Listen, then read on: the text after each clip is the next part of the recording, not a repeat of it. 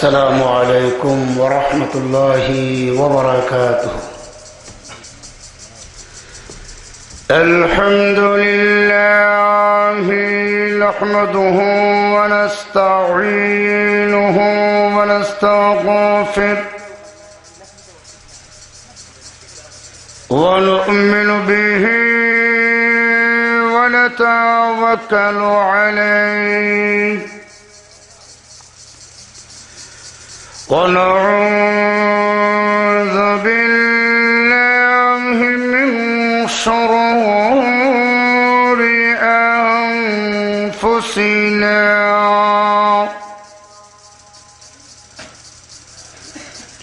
ومن سيئات أعمالنا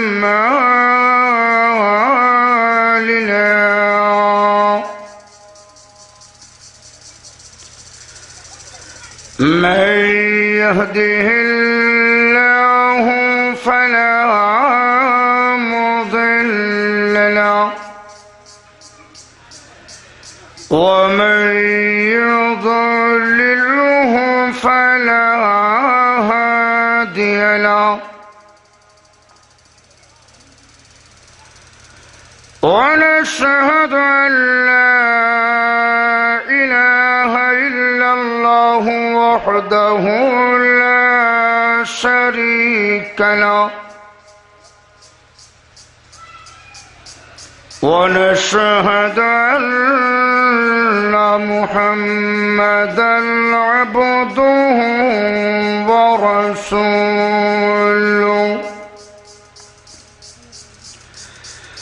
أما بعد فقد قال الله تعالى في كلامه المجيد والفرقان الحميد.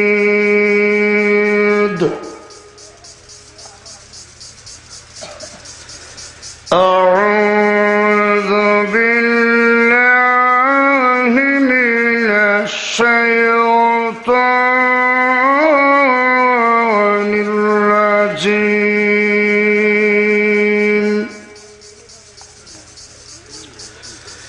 بسم الله الرحمن الرحيم.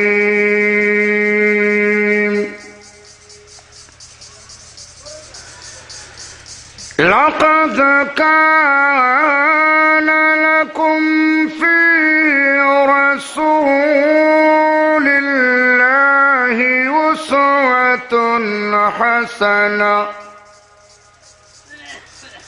صدق الله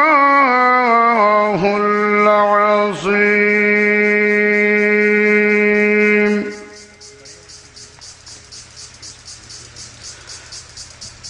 وقال تعالى آمرا ومخبرا إن الله وملائكته يصلون على النبي يا أيها الذين آمنوا صلوا عليه وسلموا تسليما. اللهم صل على سيدنا مولانا محمد وعلى آل سيدنا مولانا محمد بلغ العلا بكماله كشف الدجى بجماله حسنت جميع خصاله صلوا عليه وآله আল ইখওয়ান ইসলামী যুব সংঘ বেখারগাঁও বিশ্বনাথ এর উদ্যোগে আয়োজিত আজকের এই ওয়াজ মাহফিলের সম্মানিত সভাপতি সাহেব, উলামায়ে কেরাম, মুরব্বিয়ানে আযম, প্রাণ প্রিয় যুবক ভাইয়েরা, মহান আল্লাহ পাকের দরবারে প্রাণ খুলে অন্তরের অন্তঃস্থল থেকে উচ্চ কণ্ঠে শুকর আদায় করছি, যিনি অত্যন্ত দয়া করে আজকের এই ওয়াজ মাহফিলে আমাদেরকে উপস্থিত হওয়ার তৌফিক দান করেছেন। সকলে বলি আলহামদুলিল্লাহ। আজকের এই আল ইখওয়ান ইসলামী যুব সংঘের ভাইয়েরা অত্যন্ত পরিশ্রম করে মুরব্বীদের পরামর্শ নিয়ে আলেম ওলামাকে সম্পৃক্ত করে আজকের সম্মেলনের ব্যবস্থাপনা করেছেন। তো আমি আপনাদের সকলের কাছে অনুরোধ জানাবো, যারা এখন পর্যন্ত রাস্তায় ঘাটে দোকানপাটে অযথা সময় নষ্ট করতে আছেন, সময় নষ্ট না করে সম্মেলনের প্যান্ডেলের নিচে বসে পড়ুন। আজ আমাদের মধ্যে মুসলমানের মধ্যে দ্বন্দ্ব কলহ, ভাইয়ে ভাইয়ে দ্বন্দ্ব কলহ, গ্রামে গ্রামে দ্বন্দ্ব কলহ, যেরকম ঠিক কিনা, মহল্লায় মহল্লায় দ্বন্দ্ব কলহ। কারণ হলো আজ আমরা বিশ্ব নবী মুহাম্মদুর রাসূলুল্লাহ সাল্লাল্লাহু আলাইহি সাল্লামের মহান আদর্শের বাহিরে চলে গিয়েছি। আল্লাহ রসুল সাল্লাল্লাহু আলাইহি সাল্লামের মহান আদর্শ অনুযায়ী যদি আমাদের ব্যক্তিগত জীবন, পারিবারিক জীবন, সামাজিক জীবন, রাষ্ট্রীয় জীবন, এমনকি আন্তর্জাতিক জীবনও যদি পরিচালনা করা হয়, কোনো সন্দেহ নাই ব্যক্তিগত জীবন হবে সুখের, সামাজিক জীবন হবে সুখের, পারিবারিক জীবন হবে সুখের, রাষ্ট্রীয় জীবন হবে সুখের, আন্তর্জাতিক জীবন হবে সুখের। কথা বলেন ঠিক কিনা? আল্লাহ রসুল সাল্লাল্লাহু আলাইহি সাল্লাম যিনি হলেন গোটা বিশ্ববাসীর জন্য একটি আদর্শ, একটি মডেল, একটি নমুনা। আর এই আদর্শ, এই মডেল স্বয়ং মহান আল্লাহ রাব্বুল আলামিন বিশ্ববাসীর জন্য, উম্মতের জন্য, গোটা পৃথিবীর জন্য পাঠিয়েছেন। দেখুন, রসুল পৃথিবীতে আসার আগে মক্কার অবস্থা এমন ছিল, আপনারা আমার মাত বুঝেন তো না? অসুবিধা হয়? মক্কার অবস্থা এমন ছিল যেখানে ভ্রাতৃত্ববোধ ছিল না, যেখানে সন্ত্রাসী, যেখানে চাঁদাবাজি, যেখানে নারী নির্যাতন, নারী ধর্ষণ, নারী অপহরণ, মারামারি, কাটাকাটি, ঝগড়া ফাসাদ, এইগুলো অহরহ লেগেই থাকতো। কিন্তু আল্লাহ রাসূল পৃথিবীতে এসে এমন একটি সমাজ গঠন করলেন, একটি আদর্শ সমাজ গঠন করলেন। আর এই আদর্শ সমাজের মাধ্যমে অল্প সময়ের ভিতরে মক্কার অবস্থা পরিবর্তন হয়ে গেল। নারী নির্যাতন বন্ধ হয়ে গেল, নারী দর্শন বন্ধ হয়ে গেল, নারী নির্যাতন বন্ধ হয়ে গেল, সন্ত্রাসী বন্ধ হয়ে গেল। কেন? আল্লাহ রাসূল সাল্লাল্লাহু আলাইহি সাল্লাম এইগুলো বন্ধ করার জন্যে আর্মি মোতায়েন করে নাই, র্যাব বাহিনী মোতায়েন করে নাই, পুলিশ বাহিনী মোতায়েন করে নাই, বিজেপি মোতায়েন করে নাই। তিনি এমন একটি আদর্শ সমাজ গঠন করলেন, রাসূলের আদর্শের মাধ্যমে এই সমাজ পরিবর্তন হয়ে গেল।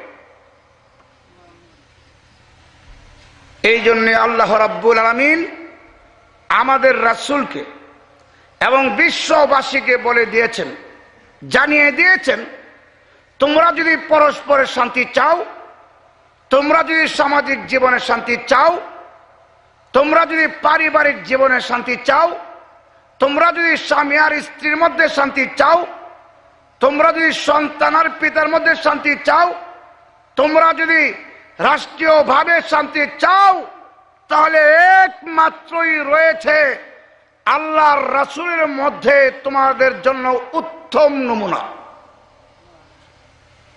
এখন আর একটু আসতে কোন সুবহানাল্লাহ, আবার নিয়ে গুণাটন হয়ে যাবে। লাকাদ কানা লাকুম ফি রাসূলিল্লাহি উসওয়াতুন হাসানা। অবশ্যই অবশ্যই তোমাদের জন্য আল্লাহর রাসূলের মধ্যে আছে উত্তম নমুনা, উত্তম আদর্শ। পৃথিবীর মানুষ, যদি তোমরা শান্তি চাও, আমার নবীর আদর্শের দিকে তাকাও। তোমাদের পারিবারিক জীবনে যদি শান্তি চাও, আমার নবীর পারিবারিক জীবনের দিকে তাকাও। তোমরা যদি সামাজিক জীবনের শান্তি চাও, আমার নবীর সামাজিক জীবনের দিকে তাকাও। কারণ হলো মহান আল্লাহ রাব্বুল আলামিন বিশ্ব নবীর চরিত্র কুদরতি হাত দিয়ে নিয়ন্ত্রণ করেছেন। নবীজির চরিত্রের মধ্যে বিন্দু পরিমাণ কোন ত্রুটি ছিলেন না। আজ আমাদের দেশের মানুষ সমাজ পরিবর্তন করতে চায়, দেশ পরিবর্তন করতে চায়, দেশকে সন্ত্রাস মুক্ত করতে চায়। চাই কি চাই না বলেন? যদিও চায়, কিন্তু সন্ত্রাস মুক্ত হয় না, চুরি বন্ধ হয় না, ডাকাতি বন্ধ হয় না। কারণ হলো যারা চায় তারাই তো পরিবর্তন হয় নাই। কথা বলেন ঠিক কিনা? পৃথিবীর মানুষ আল্লাহ নবী, বিশ্ব নবী রাহমাতুল লিল আলামিনের মহান চরিত্রটা কেমন ছিলেন? মা আয়েশা সিদ্দিকা রাদিয়াল্লাহু তাআলা আনহার কাছে একজন সাহাবী গিয়ে বললেন, ওগো মা, আল্লাহর নবী বিশ্ব নবীর চরিত্র কেমন ছিলেন? এমনি মা আয়েশা বলেছেন, হে সাহাবী, তুমি কি আল্লাহর কোরআন শরীফ পড়ো নাই? সাহাবী জবাব দিলেন, কোরআন শরীফ পড়েছি। তাহলে মনে করে নাও, বুঝে নাও, গোটা 30 পারা কোরআনে কারিম হলো বিশ্ব নবী রাহমাতুল লিল আলামিনের মহান চরিত্র। কোরআনের মধ্যে যেভাবে কোনো সন্দেহ নাই, আমার নবীর চরিত্রের মধ্যেও ঠিক সেইভাবে কোনো ত্রুটি নেই। আছে কি? আল্লাহ নবী, বিশ্ব নবী রাহমাতুল লিল আলামিন তাকা দেখেন ছোটবেলা। আল্লামা আশরাফ আলী থানভী রাহমাতুল্লাহ আলাইহি তিনি লিখেছেন, একদিন মক্কা নগরে ছোট ছোট বাচ্চারা এক স্থান থেকে অন্য স্থানে কাঁধের মধ্যে করে ইট নেওয়া শুরু করলো।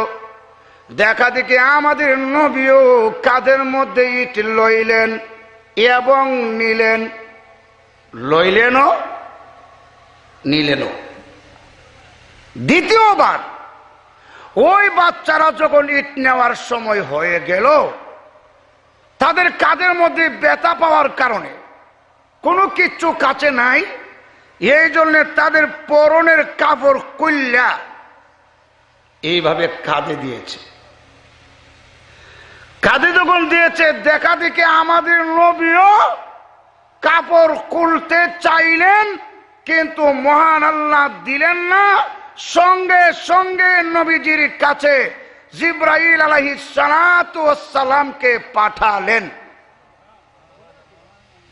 এখানে ব্যবধানটা দেখুন, অন্যান্য বাচ্চারা কাপড় খুলেই ফেলেছে, জিবরাইল নাই, জিবরাইল আসে না। কিন্তু আমাদের নবীজি যখন শুধু খুলতে চাইলেন, তাৎক্ষণিকভাবে আল্লাহ রাব্বুল আলামিন নবীজির কাছে জিবরাইল আলাইহিস সালাতু ওয়াস সালামকে পাঠালেন। কেন? আল্লাহ রাব্বুল আলামিন বলেছেন, হ্যাঁ জিবরাইল, অন্য বাচ্চারা কাপড় খুলতে পারে, অসুবিধা হবে না, কিন্তু আমার বন্ধু কাপড় খুলতে পারে না। কারণ হলো আমার বন্ধু হলো ইমামুল মুত্তাকিন, ইমামুল মুরসালিন। হ্যাঁ জিবরাইল, আমার বন্ধুর জন্য শোভা পায় না, আমার বন্ধুর কাপড়টা ঠিক করে দিয়ে দাও। তাহলে আল্লাহ বুঝাইলেন, আল্লাহ ল্যাংটা থাকা পছন্দ করেন নাকি? ল্যাংটা থাকা কি আল্লাহ পছন্দ করে? বয়স্ক হয়ে গেলে, যৌবনে পদার্পণ হয়ে গেলে তো ল্যাংটা থাকার প্রশ্নই আসে না। আল্লাহ ল্যাংটা পছন্দ করে না, বিশ্ব নবীও ল্যাংটা থাকা পছন্দ করতেন না। কিতাবে লিখেছে আল্লাহ নবী, বিশ্ব নবী রাহমাতুল লিল আলামিনের পরনের কাপড় মুবারক যদি কখনো খুলে যাইতেন, আল্লাহ নবী চিৎকার মারতেন, আল্লাহ নবী চিল্লি মারতেন। যখন আবার কাপড় মুবারক পরায়া দিতেন, আল্লাহর হাবিব বিশ্ব নবী রাহমাতুল লিল আলামিন শান্ত হয়ে যাইতেন। তাহলে আল্লাহ রাসূল ল্যাংটা থাকা পছন্দ করতেন। কিন্তু আজ আমাদের দেশে ল্যাংটা ফিরন যায়, মাতুন না খেতার লাগে, অনেক পীর আছে ল্যাংটা, ল্যাংটা পীর, ল্যাং ল্যাং শাহ, কত ধরনের পীর বের হচ্ছে। কষ্ট হয় আপনাদের? আরে ভাই, বাস্তব কথা তো, ল্যাংটা ইসলাম পছন্দ করে না, আল্লাহ রসুল ল্যাংটা থাকা পছন্দ করতেন না। যেমন রসুলের কাপড় মুবারক কোলে গেলে তিনি চিৎকার মারতেন, আবার যখন কাপড় পরায়া দিতেন রাসূল শান্ত হয়ে যাইতেন। যেখানে বিশ্ব নবী ল্যাংটা থাকা পছন্দ করেন না, এখানে যদি কেউ বলেন না হে ল্যাংটা হইলেও পীর, এটা আমরা মানি না, মানব না, খেতে লাগে, মানি না। কষ্ট হয় আপনাদের? আল্লাহ নবী বিশ্ব নবী রাহমাতুল লিল আলামিন, আল্লাহ তার নবীকে এমন চরিত্র দিয়ে পাঠালেন। জিবরাইল আলাইহিস সালাতু ওয়াস সালামকে ডাক দিলেন, জিবরাইল, অন্য বাচ্চারা কাপড় খুলেছে, সমস্যা নাই, কিন্তু আমার বন্ধু কাপড় খুলতে পারে না। আমার বন্ধু হলো ইমামুল মুরসালিন, ইমামুল মুত্তাকিন, রাহমাতুল লিল আলামিন। তামাম পৃথিবীর মানুষেরা রসুলকে অনুসরণ করবে, অনুকরণ করবে, অতএব বন্ধুর কাপড়টা ঠিক করে দিয়ে দাও। তাহলে বোঝা গেল স্বয়ং আল্লাহ তার নবীর চরিত্র কুদরতে হাত দিয়ে নিয়ন্ত্রণ করেছে। কথা বলেন ঠিক কিনা? আজও যদি আল্লাহ নবী বিশ্ব নবীর চরিত্র মতে জীবন পরিচালনা করতে পারেন, সমাজের মধ্যে দ্বন্দ্ব হবে না, সমাজের মধ্যে কলহ সৃষ্টি হবে না। কারণ আল্লাহ নবীর চরিত্রের মধ্যে অশান্তির কোনো ছোঁয়া নাই, আল্লাহ নবীর চরিত্রের মধ্যে অশৃঙ্খলা নাই। তাকা দেখেন আল্লাহর হাবিব বিশ্ব নবী রাহমাতুল লিল আলামিনের কাছে কালিমা গ্রহণ করে ওমরের মতো লোক পরিবর্তন হয়ে গেল। যে ওমর রাস্তা দিয়া হেঁটে গেলে মনে হতো রাস্তার মাটিও যেন থর থর করে কাঁপতেছে। আজকে তো অনেকেই অধিকার চায়, শান্তি চায়, মা বোনদের শান্তি চায়, যেরকম ঠিক না? যারা আজকে শান্তি চায় তারা শান্তি চাইতে পারে, কিন্তু শান্তির আশা করতে পারে, শান্তি হবে না। আমার দেশের কিছু মা বোনেরাও আছে শান্তি চায়, অধিকার চায়, বাঁচার মতো বাঁচতে চায়। আপনি যদি অধিকার চান এবং বাঁচার মতো বাঁচতে চান তাহলে অবশ্যই আল্লাহর রাসূল সাল্লাল্লাহু আলাইহি সাল্লামের আদর্শ গ্রহণ করতে হবে। এছাড়া শান্তির আশা করা যায় না। কারণ নবীজির আদর্শ ছিলেন পৌত পবিত্র। নবীজির চরিত্র দেখে বহু বেঈমান, বহু মুশরিক, বহু কাফের কালিমা পড়ে মুসলমান হয়েছে, হয় নাই? কিন্তু আজ আমাদের চরিত্র দেখে মুসলমান হবে তো দূরের কথা, বরং আরো আমাদের চরিত্র দেখে কিছু পাবলিক নামাজ পড়া পর্যন্ত ছেড়ে দিতেছে। কেন? কমিয়া সাবি মেসাবে যা পারে তা করুক। এক মেসা আর এক মেসার দেখলে সালাম দেয় না, এক হুজুর আর এক হুজুরে দেখলে সালাম দেয় না, টেরা চোখে চায়। এই চরিত্র দেখে সাধারণ মানুষ নামাজ পড়ার জন্য এদের মন চায় না। আর রাসূলের চরিত্র কেমন ছিলেন? রাসূল জীবনে কাউকে অন্যায় ভাবে কোনোদিন গালি দেয় নাই, রাসূল কাউকে কারো অন্তরে অন্যায় ভাবে কষ্ট দেয় নাই। কথা বলেন ঠিক কিনা? নবী যেই দিকে নবীর চরিত্রটা যেই দিকে চাইবেন, যেই দিকে তাকাবেন, শান্তি আর শান্তি। সুবহানাল্লাহ জোরে পড়ুন। দেখুন আলিমাতুস সাদিয়া রাদিয়াল্লাহু তাআলা আনহা তিনি বলেন, এমন বন্টনকারী মুহাম্মদ সাল্লাল্লাহু আলাইহি সাল্লাম, পৃথিবীর মধ্যে এমন বন্টনকারী আর কখনো কেউ আসবে না। আজ আমাদের মধ্যে বন্টন নিয়েও কিন্তু ঝগড়া। কথা বলেন ঠিক কিনা? বন্টনের মধ্যে তারপরে আপনার বিভিন্ন ক্ষেত্রে ঝগড়া। একমাত্র কারণ রাসূলের আদর্শ গ্রহণ করি নাই। আপনাদের কি কষ্ট হইতেছে নাকি খারাপ লাগতেছে?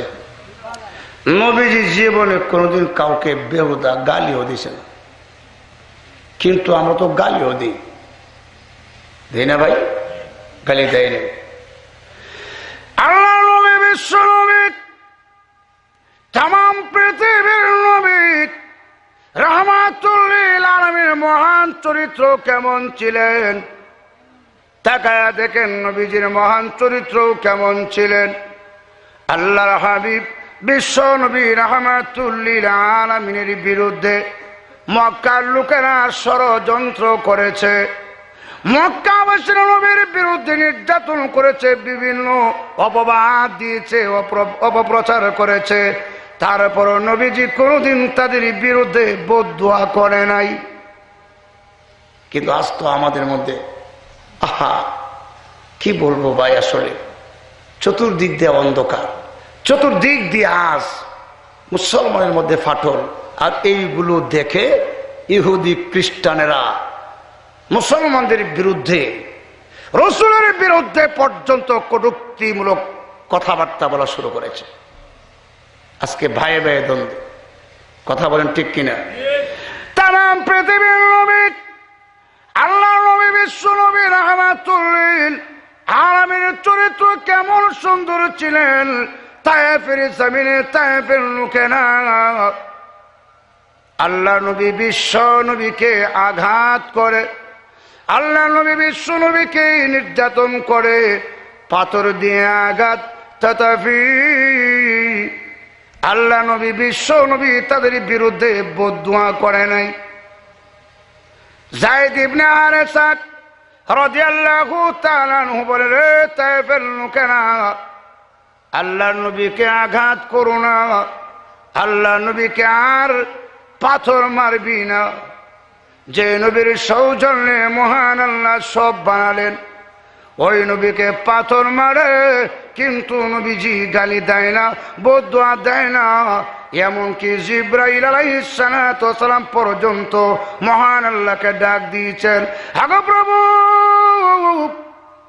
তায়েফের জমিনে তায়েফের লোকেরা তোমার বন্ধু রাহমাতুল লিল আলামিনকে আঘাত করে, তুমি কি সাহায্য করতে পারো না? আল্লাহ রাব্বুল আলামিন বলেছেন, হে জিবরাইল, অবশ্যই আমি দেখেছি, কিন্তু কেন গজব দেই না? তায়েফের জমিনে আমার বন্ধু আছে, আমার বন্ধু থাকা অবস্থায় আমি আল্লাহ গজব দিতে পারি না। এটা আমার বন্ধুর শানের উল্টা হয়ে যায়। আজকে আমাদের মধ্যে আদর্শ কোথায়? পোশাকের মধ্যে আদর্শ নাই, দাড়ির মধ্যে আদর্শ নাই, মুসের বেলাও আদর্শ নাই, ঘুমানোর বেলাও আদর্শ নাই, বিয়ে শাদীর বেলাও আদর্শ নাই। আছে ওয়াজের বেলাও আদর্শ নাই। বলে হুজুর কেমনে? আরে দুঃখ লাগে, ওয়াজ তো এখন ফ্যাশন হয়ে গিয়েছে। ওয়াজ ফ্যাশন।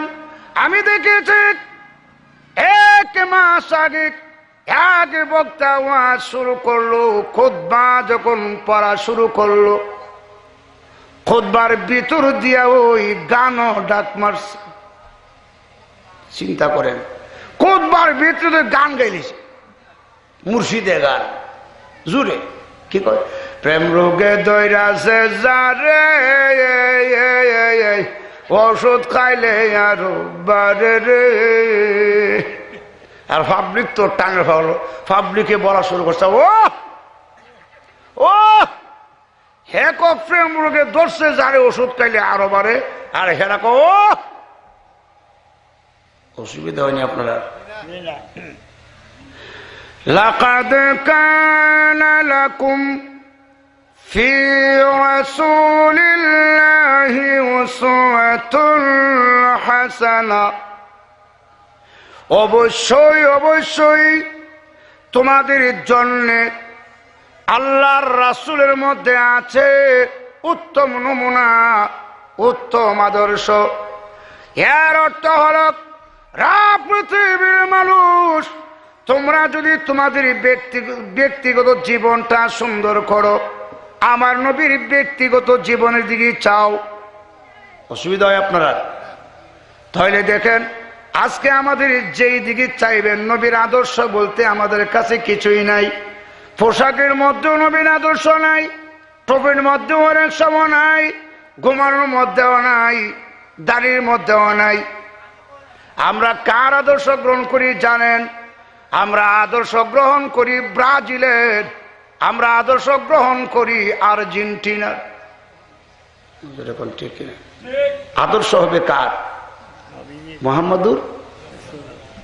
আল্লাহ নবী বিশ্ব নবী এত সুন্দর আদর্শ ছিলেন। বিশ্ব নবী রাহমাতুল লিল আলামিনের আদর্শের চয়ে সমাজ পরিবর্তন হয়ে গেল।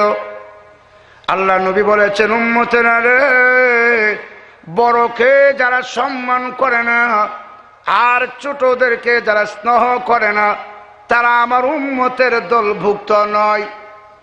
আজ বড়দের প্রতি সম্মান নাই, ছোটদের প্রতিও স্নেহ নাই। বড় বড় জায়গায় আছে, ছোটরা সম্মান করতে চায় না। এমনকি আমি দেখেছি আজ থেকে 20 বছর আগে মুরব্বীদেরকে দেখলে, মুরব্বীর হাতের মধ্যে কিছু থাকলে, ব্যাগ কিংবা কিছু ওজনশীল কোনো কিছু থাকলে যুবকেরা বলতো, ও চাচা আমার হাতে দেন ব্যাগটা, আমি বাড়িতে পৌঁছায়া দেব।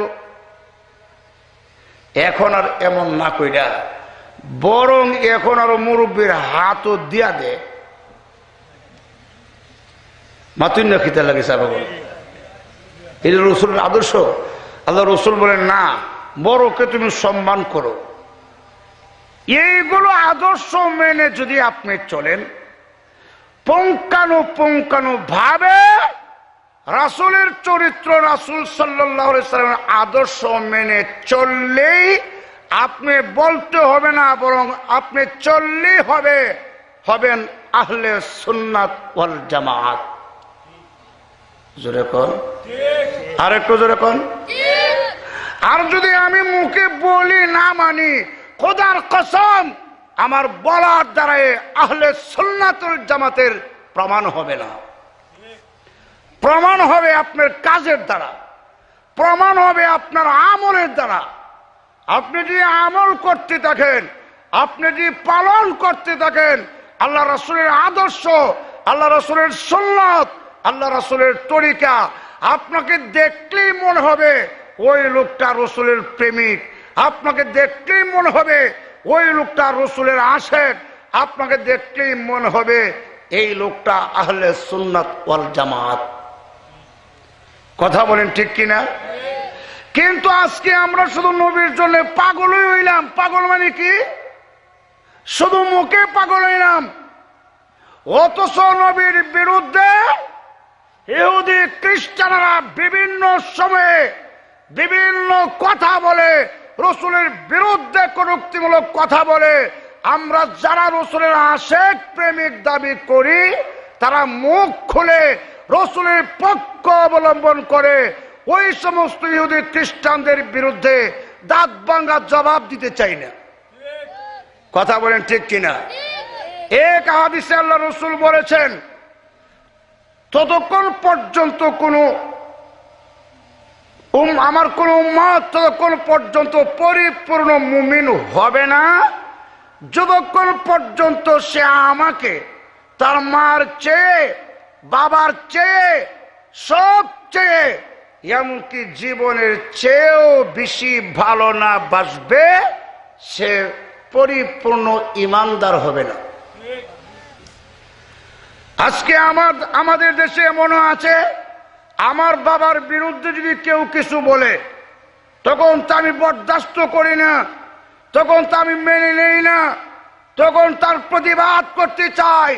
কিন্তু রাসূলের বিরুদ্ধে কিছু বললে তখন আমি কিছুই করতে চাই না, প্রতিবাদ করতে চাই না। তখনই প্রমাণ হয় রাসূলের প্রতি আমার মহব্বতটা কতটুকু। বাস্তব না অবাস্তব? নাকি কষ্ট হয় আপনাদের? আমি কিন্তু কারো বিরুদ্ধে কথা বলি না। আজকে আমরা সুন্নাত আর মুস্তাহাব লইয়া, ছোট কারো বিষয় লইয়া ভাইয়ে ভাইয়ে মারামারি, গোতাগুতি, অথচ রাসূলের বিরুদ্ধে কাফেররা, ইহুদি খ্রিস্টানরা, নাস্তিকেরা কত ষড়যন্ত্র করতেছে, মুসলমানের ধর্মের উপরেও আঘাত করতেছে। সম্মিলিত ভাবে যদি আমরা তার প্রতিবাদ করতাম, খোদার কসম বাংলার জমিনে নাস্তিকেরা মাথা উঁচু করে দাঁড়াতে পারত না। বিভিন্ন রকমের ষড়যন্ত্র, এগুলো কেন? এগুলো হচ্ছে ভাইয়ে ভাইয়ে দ্বন্দ্ব থাকার কারণে। আর ভাইয়ে ভাইয়ে যখন এক থাকবে, মহল্লার কেউই আপনাকে কিছুই করতে পারবে না, ফাটল সৃষ্টি করতে পারবে না। কিন্তু আমাদের মধ্যে তো পার্থক্য, আমাদের মধ্যে ফাটল থাকার কারণে আজকে দেখা গেল যেই নবীর খাতিরে, যেই নবীর সৌজন্যে মহান আল্লাহ সব বানাইলেন, যেই নবীর সৌজন্যে সব সাজাইলেন, ওই রাসূলের বিরুদ্ধে আজকে বিভিন্ন প্রকারের ষড়যন্ত্র। দেখুন আজকে রাসূলের আদর্শ কোথায়? সত্যিকার রাসূলের যে আদর্শ, আপনারা বলুন, জবাব দিবেন, সত্য কথা বলবেন। ইসলাম ধর্মে যৌতুক প্রথা হালাল না হারাম? সত্য কথা বললেই তো আজ সন্ত্রাসী হয়ে যায়, জঙ্গিবাদী হয়ে যায়। আজকে দেশের যারা বুদ্ধিজীবীরা, যেই সমস্ত জনদরিদ্ররা মা বোনদের অধিকার চায়, অধিকার যদি বাস্তবে চাইতেন যৌতুক প্রথা বাংলাদেশ থেকে বন্ধ করতেন। সত্যিকার অর্থে যৌতুকের মাধ্যমে আজ এই দেশের অনেক নারীরা, অনেক মহিলারা নির্যাতিত হচ্ছে। কথা বলেন ঠিক কিনা? কারণ পত্র পত্রিকা খুললেই দেখা যায় যৌতুকের কারণে তার মেয়েকে বিয়ে দিতে পারছে না, মানুষের দ্বারে দ্বারে গিয়ে হাত বাড়াচ্ছে। এমন ঘটনা কি নাই আপনাদের সিলেটে? আছে কি নাই? এগুলো বন্ধ করুন। এইগুলো যদি সরকারিভাবে বন্ধ করা হতো, প্রাথমিক পর্যায়ে এই দেশের নারী সমাজের অধিকার বাস্তবায়ন হতো। কিন্তু এইগুলো তো আজকে অরও চলছে। তা আপনি যদি অধিকারই চান তাহলে এমন একটি আইন করুন যে যৌতুক নিয়ে যদি কেউ বিয়ে করে আর যদি প্রমাণিত হয়, গোয়েন্দা রিপোর্টে যদি প্রমাণিত হয়, 1 মাসের রিমান্ডের মার দেওয়া হবে। আমি এই কথা বিশ্বাস করি। এমন 1, 2, 3 জনকে কিংবা কয়েকজনকে যদি যৌতুকের কারণে রিমান্ডের মার দিত, আমার বিশ্বাস যৌতুক প্রথা বন্ধ হয়ে যেত। কথা বলেন ঠিক কিনা? আপনি আজকে অধিকার চান, ইসলাম অধিকার দিয়েছেন নারীদেরকে। ইসলাম যে অধিকার দিয়েছেন, কোরআন যে অধিকার দিয়েছেন, আল্লাহ যে অধিকার দিয়েছেন, পৃথিবীর কোন ব্যক্তি, কোন নেতা, কোন নেত্রী, কোন জনদরদী কিয়ামত পর্যন্ত দেওয়া সম্ভব হবে না। কিন্তু এগুলো বাস্তবায়ন করুন। অধিকার চাইলে হবে না। আজকে আমাদের দেশে দেখুন কত মানুষ যে অনাহারে আছে, অথচ আল্লাহ রাসূল সাল্লাল্লাহু আলাইহি সাল্লামের মহান আদর্শের ছোঁয়া পেয়ে হযরতে ওমর, হযরতে আবু বকর, এই সাহাবীদের জীবন আদর্শ দেখুন। হযরতে ওমর রাদিয়াল্লাহু তাআলা আনহু, যিনি আমিরুল মুমিনিন রাদিয়াল্লাহু তাআলা আনহু, তিনি দৌড়তেন, প্রচন্ড রৌদ্রে তিনি দৌড়তেন। রাসূল কি শিক্ষা দিলেন, রাসূলের কি আদর্শ পাইলেন। একজন লোক জিজ্ঞেস করলো, ওমর আপনি দৌড়েন কেন? হযরত ওমর বললেন, আমি দৌড়ি দেখি আমার এই এলাকায় কোনো মানুষ অসহায় নিরীহ কোনো মানুষ আছেনি যে না খেয়ে আছে। ওই লোকটা বলল, ওমর এটা কি আপনার দায়িত্ব? হযরত ওমর বললেন, শুধু এইটা আমার দায়িত্ব নয়, যেহেতু আমি আমিরুল মুমিনিন, রাষ্ট্রপ্রধান, আমি ক্ষমতায় থাকা অবস্থায় যদি একটা কুকুরও না খেয়ে মরে, কিয়ামতের মাঠে আমি ওমর আল্লাহর কাছে জবাবদিহি করতে হবে। হযরত ওমর ঘুরে ঘুরে দেখতেন এলাকার অবস্থা, কে কোন অবস্থায় আছে। আর যদি আমার দেশের যোগাযোগ মন্ত্রী এলাকায় ঘুরে ঘুরে দেখতেন রাস্তাঘাট কেমন, এলাকা কেমন, আর যদি ওই যে কোম্পানিগঞ্জ ভোলাগঞ্জ রাস্তায় যাইতেন, টুকের বাজার ভোলাগঞ্জ, আমার মনে হয় তিনি মাঝ পথে থাকা অবস্থায় বলতেন ফোন করে যে এই রাস্তা বরাদ্দ হোক, এই রাস্তায় 1 মাসের ভিতরে মেরামত করা হোক। এত খারাপ রাস্তা কোম্পানিগঞ্জের, ভোলাগঞ্জের আল্লাহ আনতে পারে না। কথা বলেন ঠিক কিনা? যেরকম ঠিক কিনা? তাহলে আজকে আমরা কার আদর্শ গ্রহণ করলাম? হযরত আমিরুল মুমিনিন, মুসলমানের ইতিহাস শুনেন, হযরতে আবু বকর সিদ্দিক রাদিয়াল্লাহু তাআলা আনহু, তিনি যখন খলিফা ছিলেন, আমির ছিলেন, রাষ্ট্রপ্রধান ছিলেন, ওনার স্ত্রী বললেন, হুজুর জি আমার তো মিষ্টি খাওয়ার শখ জাগছে। কি খাওয়ার? হযরতে আবু বকর সিদ্দিক রাদিয়াল্লাহু তাআলা আনহু বললেন, রে বিবি তুমি মিষ্টি খাবি, তোমার শখ জমেছে, কিন্তু মিষ্টি আনার মতো পয়সা আমি আবু বকরের কাছে নাই। আল্লাহু আকবার বলেন। অথচ হযরতে আবু বকর সিদ্দিক রাদিয়াল্লাহু তাআলা আনহু, তিনি আমিরুল মুমিনিন, রাষ্ট্রপ্রধান, তিনি জবাব দিলেন, বিবি গো মিষ্টি খাবে ভালো কথা, কিন্তু মিষ্টি আনার মতো পয়সা আমি আবু বকরের কাছে নেই। অথচ তিনি রাষ্ট্রপ্রধান। সুবহানাল্লাহি ওয়া বিহামদিহি সুবহানাল্লাহিল আযীম। আল্লাহু আকবার জোরে বলেন। আমার দেশের মেম্বারের হাতেও তো টাকার অভাব থাকে না। চেয়ারম্যান তো পড়ে, এমপি তো আরো পড়ে, মন্ত্রী আরো পড়ে, প্রধানমন্ত্রী আরো পড়ে, কিন্তু আমিরুল মুমিনিন যিনি রাষ্ট্রপ্রধান, ওনার স্ত্রী মিষ্টি খাবেন আর তিনি বলেন আমার কাছে পয়সা নাই। এটা কোন ধরনের রাষ্ট্রপ্রধান? তাহলে বোঝা গেল উনি জনগণের মাল আত্মসাৎ করে নাই, খাসের জায়গা জোর করে দখল করে নাই, অসহায় মানুষের, গরিব দুঃখীদের প্রাপ্য আত্মসাৎ করে নাই। তিনি বললেন টাকা নেই।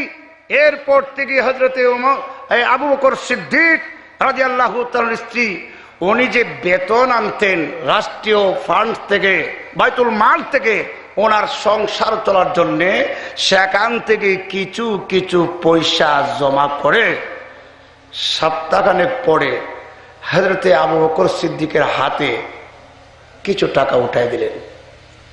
হযরতে আবু বকর বললেন এই টাকাগুলো কিসে?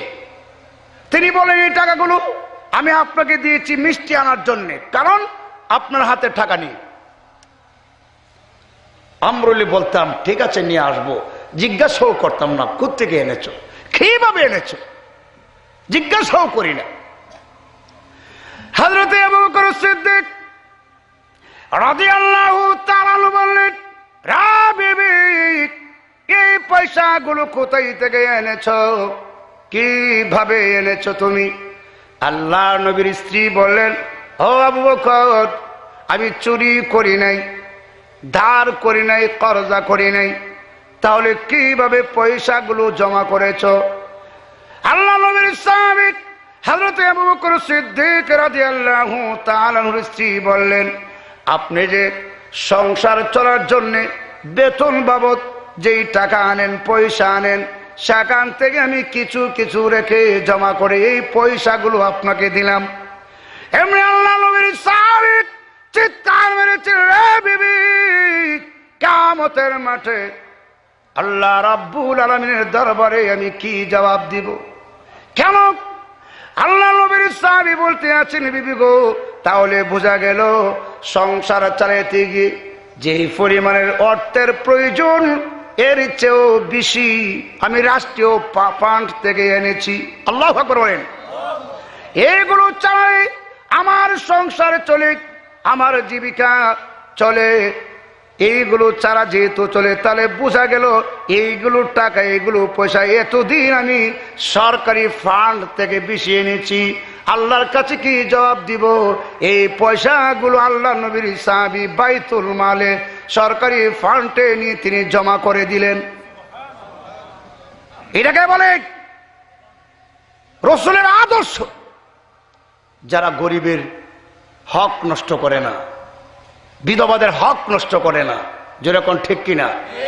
আজকে তো পোস্টারে আমরা লিখি জনদরদি গরিবের বন্ধু, আপনার আমার সুপরিচিত ব্যক্তিত্ব, যার চরিত্র ফুলের চেয়েও পবিত্র, আপনার আমার সুপরিচিত ব্যক্তি জনদরদি, ওনাকে নির্বাচন করে দেশ ও দশের খেদমত করার সুযোগ দিন।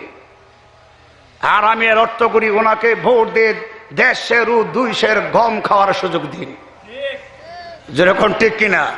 1.5 ও 10 না, 1.5 ও 2 গম খাওয়ার সুযোগ দিন। সাইনবোর্ড তো মাশাআল্লাহ। কষ্ট হয় আপনাদের?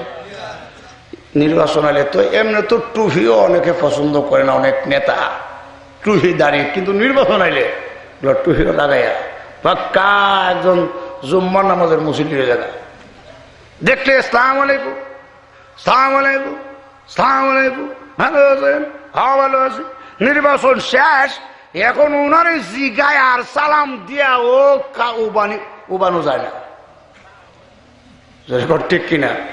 কিন্তু নির্বাচনের আগে আপনাকে বারবার সালাম দিবে। নির্বাচন ফাঁস হোক আর হইল, রাস্তা দিয়ে সালাম দিলেও যেন শোনে না। সালাম দিছে আসসালামু আলাইকুম, এর মানে কি তোমার সালাম তুমি লয়ে বইতে হোক, এই সালামের দরকার নাই। কষ্ট হয় আপনাদের? আল্লাহ রাব্বুল আলামিন বলেছেন, রা পৃথিবীর মানুষ, লাকাদ কানা লাকুম ফি রাসূলিল্লাহি উসওয়াতুন হাসানা।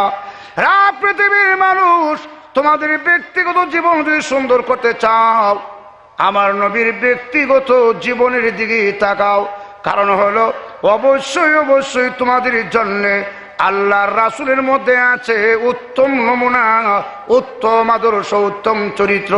কেউ যদি বিশ্ব নবীর ব্যক্তিগত জীবনের দিকে তাকায়, সামাজিক জীবনের দিকে তাকায়, এমনকি রাষ্ট্রীয় জীবনের দিকে তাকায়, আল্লাহর কসম ব্যক্তিগত জীবন, পারিবারিক জীবন, সামাজিক জীবন, রাষ্ট্রীয় জীবনে সন্ত্রাসী থাকবে না, নারী নির্যাতন থাকবে না, নারী ধর্ষণ থাকবে না, অপহরণ থাকবে না। জোরে কোন ঠিক কিনা?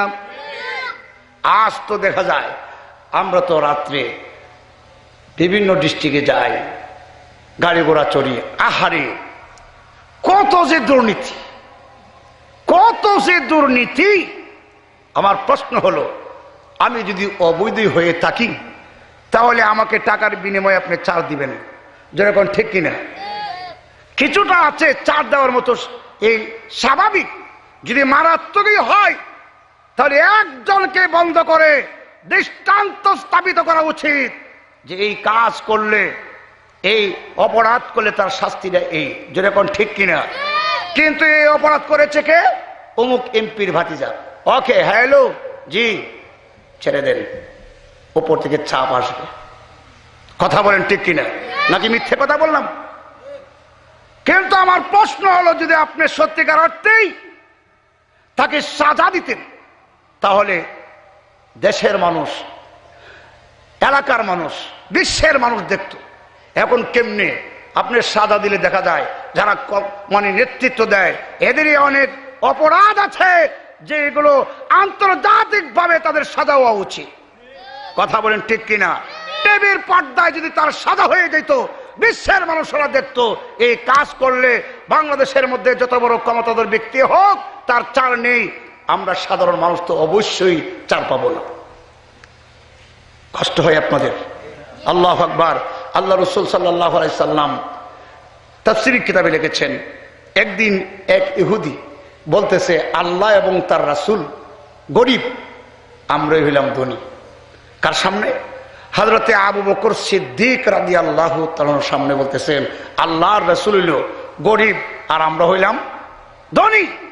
হযরতে আবু বকর সিদ্দিক যদিও নরম মানুষ, নরম তবিয়তের, তারপরও আল্লাহর বিরুদ্ধে, রাসূলের বিরুদ্ধে কোনো কথা শুনলে তিনি রেগে যেতেন। এটা ইমানি জজবা। এমনি চট করে ইহুদিকে একটি থাপ্পড় মারল, থাপ্পড় দিয়ে একবার বাঁকা করে নিছে। এত জোরে থাপ্পড় দিছে, রাসূলের কাছে গিয়ে বিচার দাঁড় করছে, হুজুর আপনার আবু বকর আমাকে অহেতুক অযথা একটি থাপ্পড় মারছে। সুবহানাল্লাহ, জোরে করুন। আল্লাহ রাসূল হযরতে আবু বকরকে ডাকলেন, আবু বকর তুমি কি থাপ্পড় দিয়েছো?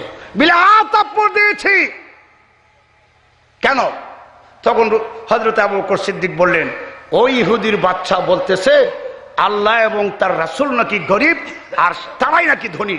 আমার রাগ উঠে গেছে, ইয়া রাসূলুল্লাহ আমি সামলাতে পারি নাই, ওকে থাপ্পড় মারছি। আল্লাহ রাসূল বলেন, তোমার কি সাক্ষী আছে? কদিনা সাক্ষী নেই। ইহুদি তো অস্বীকার করে, হুজুর না না আমি কথা বলি নেই। আল্লাহ রাসূলের সাহাবী বলেন বলেছে, ইহুদি বলে বলে নাই।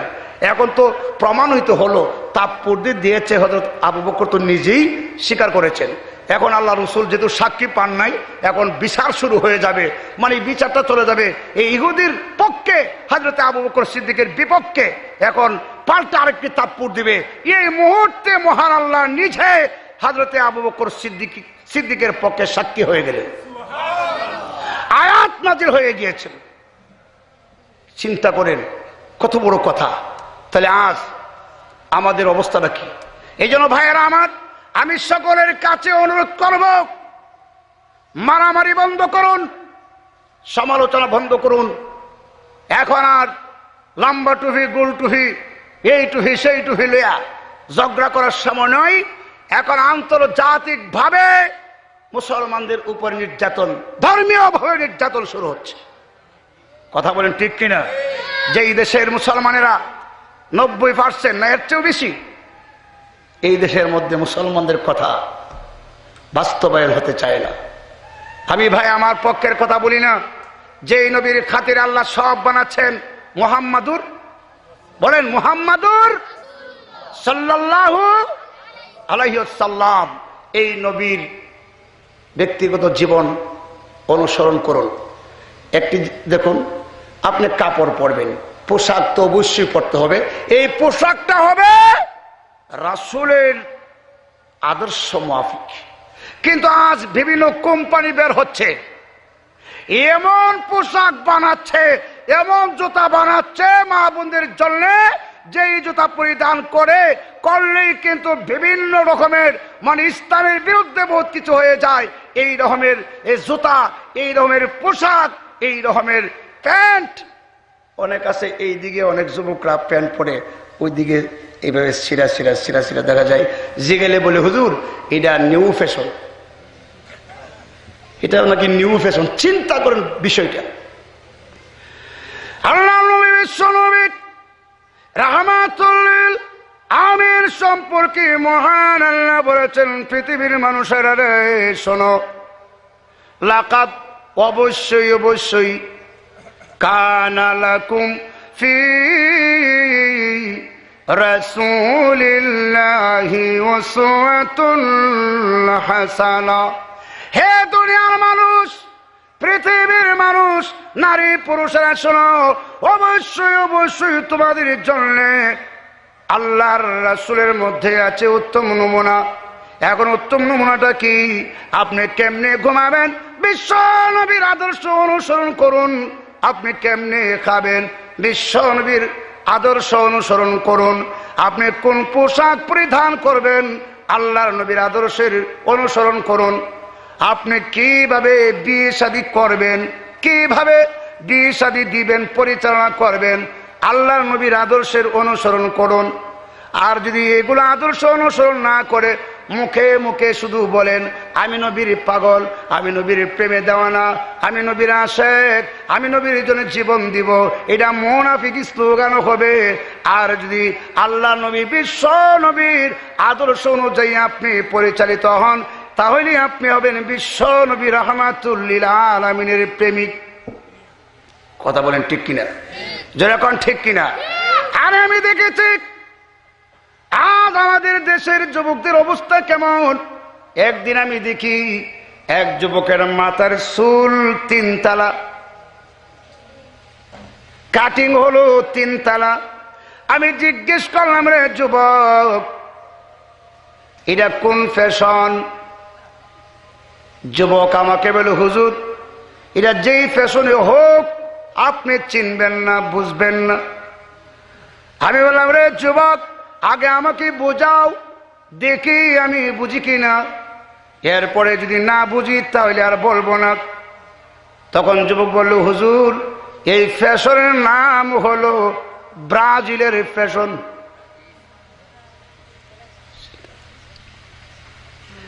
আমি তখন বললাম, মৃত্যুর পরে কবরে যখন শোয়া দেওয়া হয়, বিসমিল্লাহি ওয়া আলা মিল্লাতি রাসূলিল্লাহ, তোর কবরে তোকে যখন শোয়া দেওয়া হবে বলা উচিত বিসমিল্লাহি ওয়া আলা মিল্লাতি ব্রাজিল, বিসমিল্লাহি ওয়া আলা মিল্লাতি আর্জেন্টিনা, বিসমিল্লাহি ওয়া আলা মিল্লাতি ফ্রান্স। কারণ পৃথিবীর মধ্যে প্রতিটা ক্ষেত্রে আল্লাহ নবীর আদর্শ ছেড়ে দিক। তুমি ফ্যাশন ধরেছিলে ব্রাজিলের, ফ্যাশন ধরেছিলে তুমি আর্জেন্টিনার, না মুসলমান। আমার ঘুমের ফ্যাশন হবে বিশ্ব নবীর ফ্যাশন, আমার চুলের কাটিং হবে বিশ্ব নবীর কাটিং, আমার বিয়ে শাদীর তরিকা হবে বিশ্ব নবীর তরিকা। জোরে কোন ঠিক কিনা? আর আল্লাহর হাবিব বিশ্ব নবী বলেছেন, মান আহাব্বা সুন্নতি ফাকাদ আহাব্বানি ওয়া মান আহাব্বানি কানা মাই ফিল জান্নাহ। যে ব্যক্তি কিংবা যারা আমি নবীকে মহব্বত করবে তারা আমাকে মহব্বত করবে, আর আমাকে যারা মহব্বত করবে আমি নবীর সঙ্গে জান্নাতে থাকবে।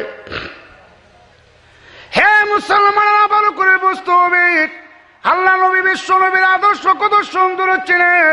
বিশ্ব নবী রাহমাতুল লিল আলামিন বলেছেন, এতিমের মাথায় যদি কেউ হাত বোলায়, এতিমের মাথায় যদি কেউ হাত বোলায়, ওই এতিমের মাথায় যেই পরিমাণের চুল আছে মহান আল্লাহ রাব্বুল আলামিন তার আমলনামায় সেই পরিমাণের সওয়াব লিখে দিবেন। আজ হাত লাগাবে দূরের কথা, এতিম অসহায়ের প্রতি জুলুম নির্যাতন, এতিম অসহায়ের সম্পদ লুণ্ঠন করার জন্যে, এতিম অসহায়ের অর্থ করি আত্মসাৎ করার জন্যে ব্যস্ত হয়ে গেছে। আল্লাহ নবী বিশ্ব নবী যা বলেছেন, উম্মতেরা শোনো, এতিমের সাথে ভালো ব্যবহার করবি, এতিমের মাথায় হাত বুলাবে, মহান আল্লাহ খুশি হইয়া এই পরিমাণের সওয়াব তোমার আমলনামায় লিখে দিবেন। আল্লাহর হাবিব তাও বলেছেন, কোন মানুষ যদি এতিমরে কান্দায়, এতিমের চোখের পানি মহান আল্লাহর কুদরতি হাতে গিয়া পড়ে। সুবহানাল্লাহ। যেরকম এই সময় যদি কেউ ওই এতিমকে আবার খুশি করে, আল্লাহ নবী বিশ্ব নবী বলেছেন তার জন্য মহান আল্লাহর জান্নাত ওয়াজিব হয়ে যায়। আজকে আমাদের চরিত্র কোথায়? আজকে আমাদের নবীর আদর্শ কোথায়? এই জন্য সকলের প্রতি, মহল্লার প্রতি, এই এলাকার প্রতি সকলের প্রতি আমার অনুরোধ থাকবে, দলাদলি নয়, লাফালাফি নয়, নবীর আদর্শ গ্রহণ করুন, নবীর তরিকা বেশি বেশি করে পালন করুন, তাহলে অবশ্যই এই সমাজের মধ্যে দেখবেন শান্তি এসে যাবে। আল্লাহ নবীর আদর্শ দিয়ে অশৃঙ্খলা বন্ধ করা যায়, অশৃঙ্খলা বন্ধ করে সুশৃঙ্খলা তৈরি করা যায়, অশান্তির আগুন বন্ধ হয়ে গিয়ে শান্তির আবহাওয়া কায়েম হয়ে যাবে। আমার ভাইয়েরা, আজকের যুবক ভাইয়েরা আয়োজনটা করেছেন, এলাকার মুরব্বীরা এসেছেন, যুবক ভাইয়েরাও এসেছেন। আসলে যদিও লোক সংখ্যা কম, কিন্তু মাহফিলের মর্যাদা কম নয়। সুবহানাল্লাহ। যেরকম এই মাহফিলের রিপোর্ট, এই মাহফিলের দৃশ্য আল্লাহ রাব্বুল আলামিন তার রাসূলের রওজা তারে পৌঁছায় দিয়েছে। আল্লাহ নবী রওজাতে পৌঁছে গিয়েছেন। অতএব আমার ভাইয়েরা, ধারাবাহিকভাবে আলোচনা চলবে। অহংকারী, তাকাব্বুরি, রিয়া, পরনিন্দা, গীবত এইগুলো ছেড়ে নম্র ভদ্র হয়ে যদি আমাদের জীবনটা পরিচালনা করতে পারি, আপনি মৃত্যুর পরেও এলাকার লোকেরা আপনার জন্য চোখের পানি ছেড়ে কাঁদবে। কথা বলেন ঠিক কিনা? এমন জীবন করহ গঠন, মরিলে হাসিবে তুমি, কাঁদিবে ভুবন। কিন্তু আজ আমরা এমন জীবন গঠন করতে যাচ্ছি, কাঁদবে দূরের কথা। বিভিন্ন সময়ে পত্র পত্রিকায় দেখা যায় অনেক নেতা মারা গেলে, বাজার কমিটির সেক্রেটারি মারা গেলে এলাকার লোকেরা খুশি হইয়া মিষ্টি বিতরণ করে। কেন কেন? মারা গেছে। তাহলে বোঝা গেল তার চরিত্র থেকে, তার ব্যবহার থেকে তারা নিরাপদ ছিল না। সেই পরিপূর্ণ মুমিন যার হাত থেকে, যার জবান থেকে, যার ব্যবহার থেকে আরেকটা ভাই নিরাপদ থাকে, সেই ইমানদার, সেই মুমিন।